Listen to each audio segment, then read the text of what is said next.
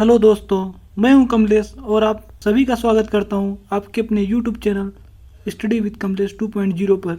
यदि आप 6th class के हो, 7th क्लास के हो, 8, 9, 10th, 11, 12th या उससे हायर एजुकेशन वाले हो तो भी ये क्लास आपके लिए बहुत ही इंपॉर्टेंट रहने वाली है। दोस्तों, आज हम डिस्कस करेंगे introduction to human body. Human body किन चीज़ों से मिलकर बना होता है, कौन कौन सी कैविटीज होती हैं उनके अंदर, कौन कौन से एनाटॉमिकल पोजीशन होते हैं। तो आज हम बात करने वाले हैं इंट्रोडक्शन टू ह्यूमन बॉडी। एक लेक्चर में पूरा कवर करेंगे दोस्तों और आपका पूरा बेसिक क्लियर हो जाएगा। तो दोस्तों, एटम्स यानी जो परमाणु होते हैं वो कंबाइन होकर मॉलिक्यूल बनाते हैं और मॉलिक्यूल कंपाउंड बनाते हैं। देन कंपाउंड सेल के अंदर पाया जाता है, यानी कंपाउंड से मिलकर सेल बनता है, सेल से टिश्यू, टिश्यू से ऑर्गन और ऑर्गन से मिलकर organ system, and then finally body बनता है हमारा। लेकिन दोस्तों आप केवल सेल से पढ़ते हो, सेल से टिश्यू, टिश्यू से ऑर्गन, ऑर्गन से ऑर्गन सिस्टम और फिर बॉडी। लेकिन जो सेल्स होते हैं उनके अंदर बहुत सारे कंपाउंड पाए जाते हैं, जैसे कार्बोहाइड्रेट, प्रोटीन, फैट, ये कंपाउंड ही तो हैं दोस्तों। तो आज हम पूरा बेसिक से पढ़ाने वाले हैं आपको, क्योंकि एटम, मॉलिक्यूल, कंपाउंड ये आपको कोई नहीं बताता, डायरेक्ट सेल से बताया जाता है। इसलिए सेल से बताते हैं क्योंकि यहाँ से लिविंग चीज़ें चालू होती हैं। ये जो ऊपर के जो तीन हैं दोस्तों, एटम, मॉलिक्यूल और कंपाउंड, ये नॉन लिविंग होते हैं। इसलिए हम डायरेक्ट सेल से टिश्यू, टिश्यू से ऑर्गन ऐसा पढ़ते हैं। लेकिन हम इसके बारे में भी बताएंगे, एटम क्या होता है, फिर मॉलिक्यूल कैसे बनता है और कंपाउंड कैसे बनता है। अगर आपने हमारे चैनल को अभी तक लाइक और सब्सक्राइब नहीं किया तो लाइक और सब्सक्राइब कर दें और अपने दोस्तों के साथ शेयर करना न भूलें। तो मान लीजिए ऑक्सीजन का एक एटम ये रहा और एक दूसरा एटम ये रहा, ये दोनों कंबाइन करके O2 बना रहे हैं। O2 जो कि मॉलिक्यूल है, यानी ऑक्सीजन का अणु है, इसको बोलते हैं ऑक्सीजन के अणु। तो दोस्तों एक एटम और दूसरा एटम दोनों कंबाइन करके O2 बना लिया, यानी कि मॉलिक्यूल बना लिया। अब मॉलिक्यूल जो है कंपाउंड बनाता है। जैसे दोस्तों दो हाइड्रोजन और एक ऑक्सीजन जब आपस में मिलते हैं तो H2O बनाते हैं। H2O यानी वाटर, तो वाटर क्या है, कंपाउंड ही तो है। इसी तरह CO2 की बात करें तो एक कार्बन और दो ऑक्सीजन से मिलकर बना अपना कार्बन डाइऑक्साइड यानी CO2, ये भी क्या है, अपना कंपाउंड। ग्लूकोज C6H12O6 ये भी कंपाउंड है। फैट्स, प्रोटीन जितने आप देखते हो दोस्तों ये भी कंपाउंड ही हैं। तो ये जो हमारे कंपाउंड हैं, एटम्स, मॉलिक्यूल, ये हमारे सेल के अंदर पाए जाते हैं, लेकिन ये नॉन लिविंग होते हैं। और जो सेल्स होता है हमारा फंडामेंटल बेसिक स्ट्रक्चर होता है जो कि लिविंग होता है दोस्तों। इसलिए सेल को जीवन की आधारभूत संरचनात्मक इकाई बोला जाता है, यानी कि basic fundamental structure of life cell को बोला जाता है दोस्तों। ग्रुप ऑफ सेल से मिलके बनते हैं टिश्यू, और बहुत सारे टिश्यू से मिलके बनते हैं ऑर्गन, और बहुत सारे ऑर्गन मिलके बनते हैं organ system, and then finally अपनी बॉडी बनती है। दोस्तों जो हमारा बॉडी होता है वो 12 सिस्टम से मिलके बना होता है, यानी कि 12 सिस्टम से मिलके बना होता है दोस्तों। Circulatory system, respiratory, digestive, nervous, endocrine, muscular, skeletal, immune system, integumentary system, urinary system, reproductive system, and then lymphatic system. ये हमारे 12 सिस्टम होते हैं और इन्हीं सिस्टम से मिलके हमारी बॉडी बनती है। इनके अलग अलग फंक्शन है दोस्तों, वो अभी आपको नहीं समझने हैं क्योंकि आप बेसिक पढ़ रहे हो। सेंसरी सिस्टम में दोस्तों क्या आएगा, जो हमारे सेंस ऑर्गन होते हैं, जैसे आँख, कान, नाक, ये सब आते हैं सेंसरी में। तो दोस्तों आज हम आपको क्लियर बताएंगे कि एनाटॉमी होती क्या है और फिजियोलॉजी क्या होती है। आप रट लेते हो, किसी चीज़ को रटना नहीं है, हमें फील करना है और समझ के पढ़ना है। अगर कहीं भी आपको एनाटॉमी वर्ड दिखे तो आप समझ जाओ किसी के साइज, शेप और स्ट्रक्चर की बात हो रही है।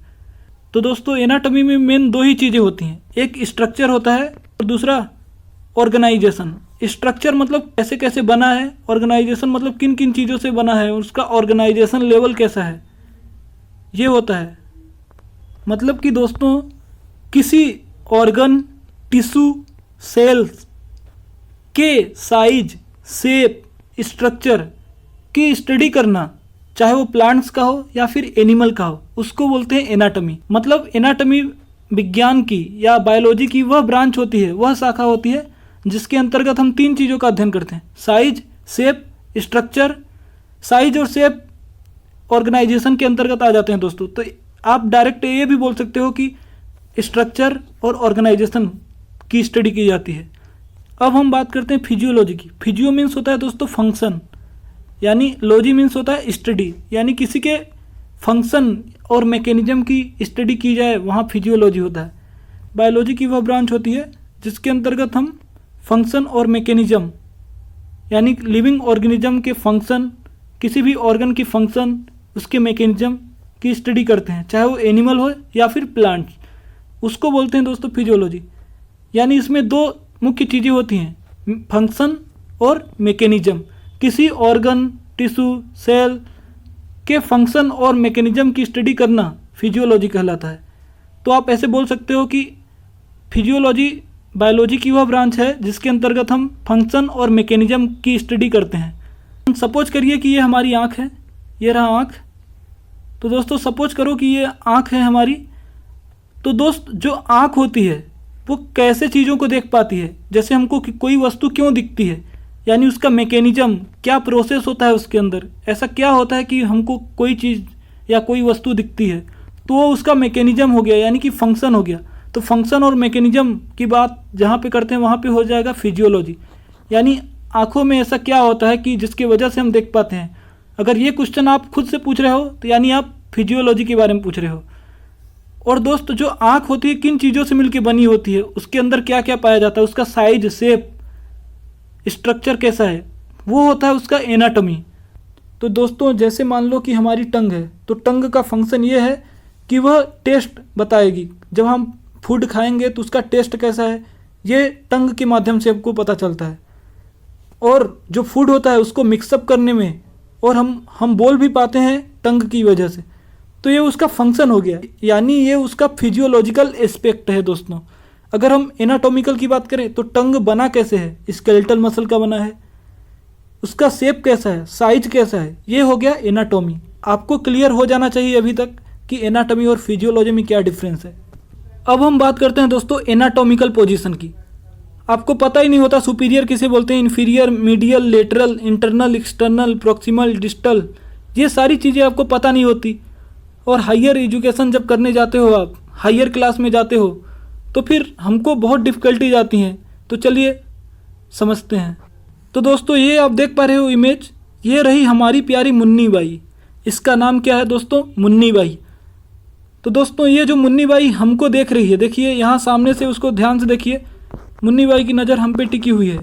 मुन्नी बाई को हमसे प्यार हो गया है, इसकी आंखें हमें ढूंढ रही हैं। तो दोस्तों ये जो मुन्नी बाई हमारी तरफ देख रही है, यानी ये इसका वेंट्रल साइड है। तो ये रहा वेंट्रल। तो वेंट्रल को ही दोस्तों बोलते हैं क्या, एंटीरियर। वेंट्रल बोल दीजिए या फिर एंटीरियर बोल दीजिए। तो दोस्तों वेंट्रल को ही एंटीरियर बोला जाता है, यानी मुन्नी बाई हमें जिस नज़रों से घूर रही हैं, तो उनका वो जो साइड होगा ना, सामने वाला साइड, उसको बोलते हैं वेंट्रल या फिर एंटीरियर बोलते हैं। अब यहाँ दूसरे इमेज में देखिए, मुन्नी बाई पीठ की तरफ खड़ी हुई हैं। ये दूसरी इमेज, मुन्नी बाई ने अपना पीठ दिखाया है। तो इनका जो पीठ वाला साइड होगा ना, यानी पीछे वाला साइड को बोलेंगे हम डोर्सल। सामने वाले को बोले थे वेंट्रल और पीछे वाले को बोल देंगे अब डोर्सल। और डोर्सल को ही बोलते हैं दोस्तों पोस्टीरियर। आप डोर्सल बोल दो या फिर पोस्टीरियर बोल दो, बात वही है, उसी को बोलते हैं। वेंट्रल को एंटीरियर और डोर्सल को पोस्टीरियर बोलते हैं। अब हम समझेंगे सुपीरियर और इन्फीरियर। तो दोस्तों जो मुन्नी बाई का हेड है ना, ऊपर की ओर हेड रहता है। यहाँ पे देखिए हेड है उसका ऊपर की तरफ, तो ऊपर की तरफ हेड है तो उसको बोलेंगे सुपीरियर।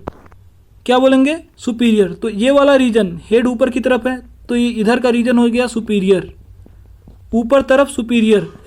और उसका जो पैर होगा, पैर तो दिख नहीं रहा है, अगर दिखता तो वहाँ पे हम लिखते क्या, इन्फीरियर, क्योंकि पैर की तरफ इन्फीरियर होता है। तो ऊपर की तरफ सुपीरियर और नीचे की तरफ इन्फीरियर। अब दोस्तों हम समझते हैं मीडियल और लेटरल। मीडियल क्या होता है, लेटरल क्या होता है। तो दोस्तों जैसे मुन्नी बाई को हमने बीच से काट दिया, बहुत दुख के साथ काटना पड़ रहा है अपनी प्यारी मुन्नी बाई को, लेकिन क्या करें दोस्तों, आपको समझाने के लिए करना ही पड़ता है इतना। तो दोस्तों मैंने यहाँ से एक्सिस बना दिया है, यानी बीचों बीच से हमने मुन्नी बाई को काट दिया है। आपको रियल में नहीं काटना है, ये मैं समझा रहा हूँ आपको एक्सिस के थ्रू। तो ये जो बीच से एक्सिस गई ना दोस्तों, अगर एक्सिस के पास में कोई चीज़ है, देखो इधर तीर मैंने, एरो मैंने इधर किया है, यानी एक्सिस के पास तरफ। तो एक्सिस के पास वाले एरिया को बोलते हैं मीडियल। मीडियल, यानी मिड कहते हैं ना दोस्तों, जैसे हमारे बीच में है तो मीडियल, मिड मतलब बीच में, तो मिड से आया मीडियल।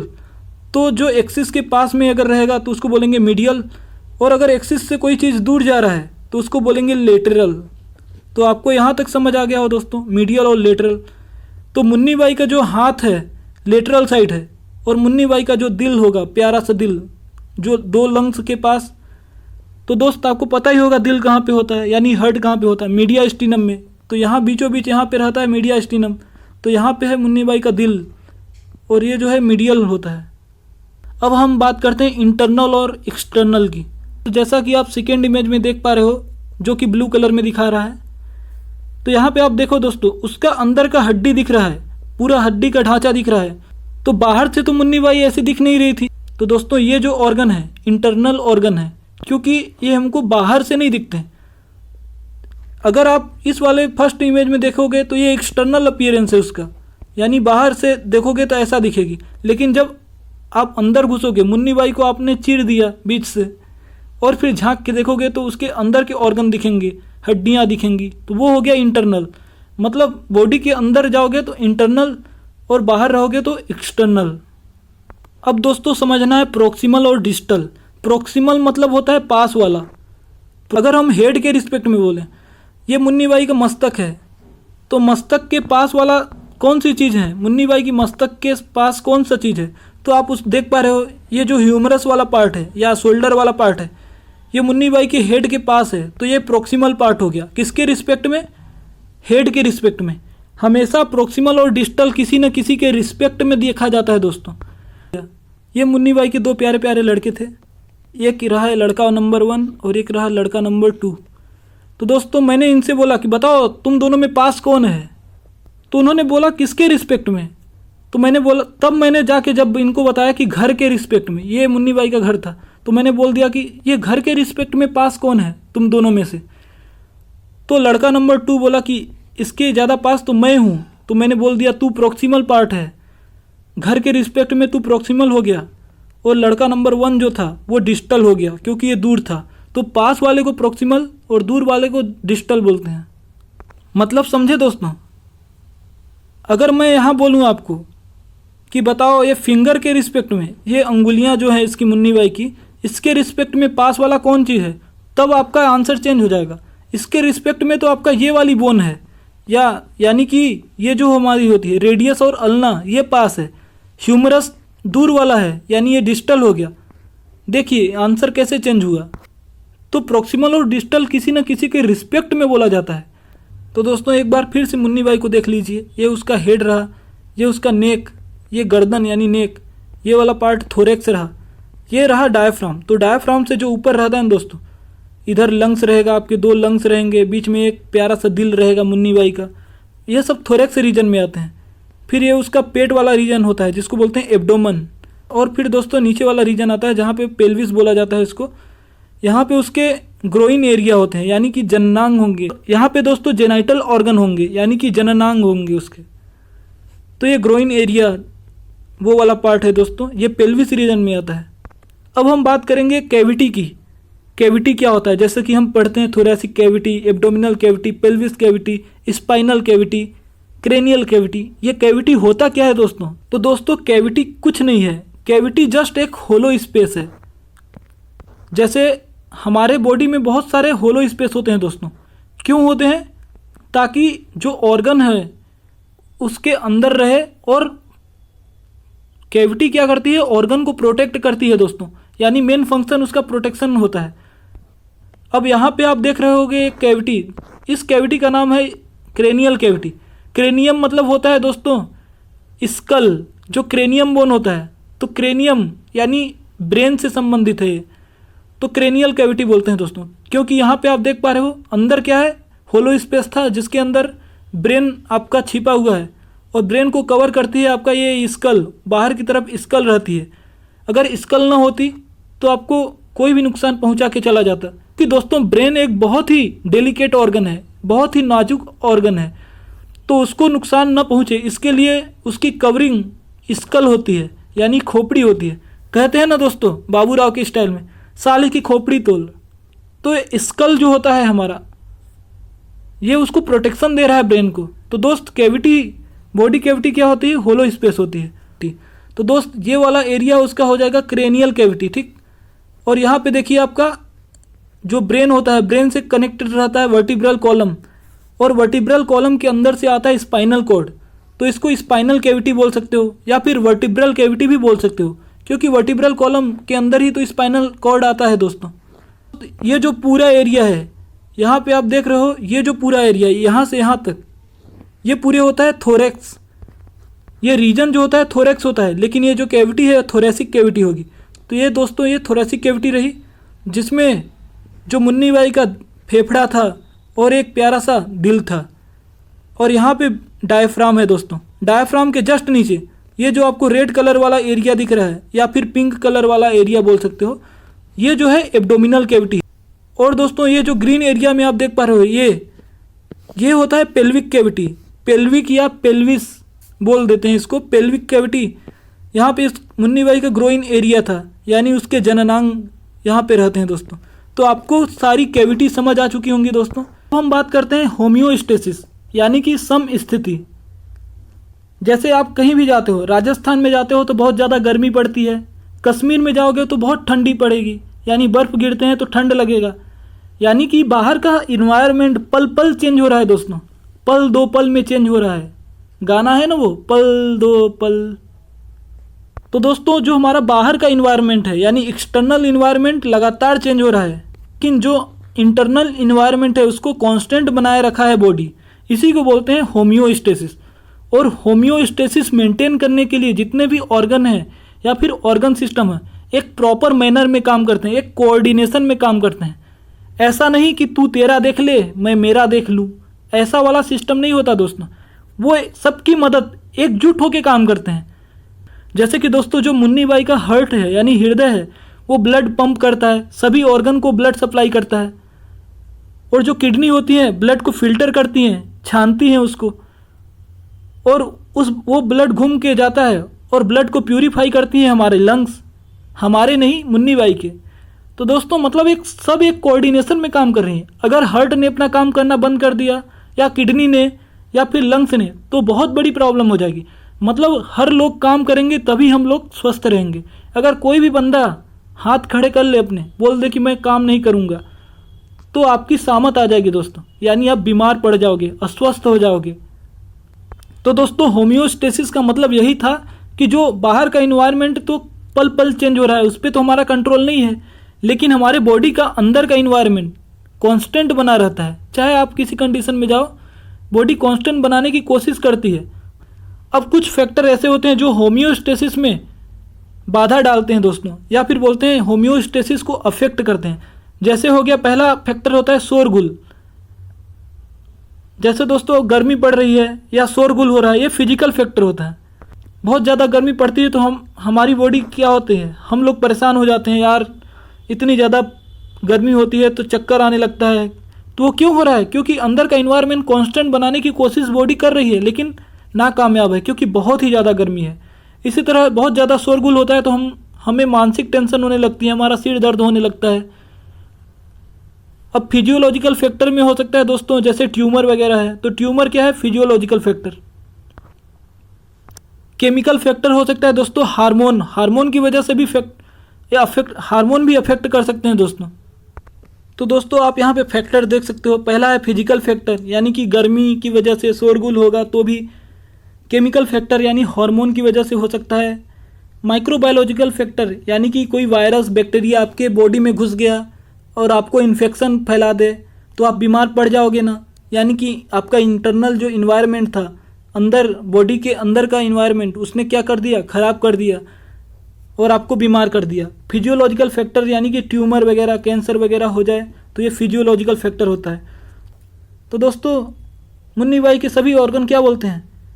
कोई किसी का साथ छोड़ न दे, हम सब एक साथ मिल के रहेंगे, साथ निभाना साथियाँ। तो यही होता है दोस्तों होम्योस्टेसिस। आपको सीखना है, चीज़ों को सीखना है, लर्न करना है, रटना नहीं, किसी चीज़ को फील करना है दोस्तों।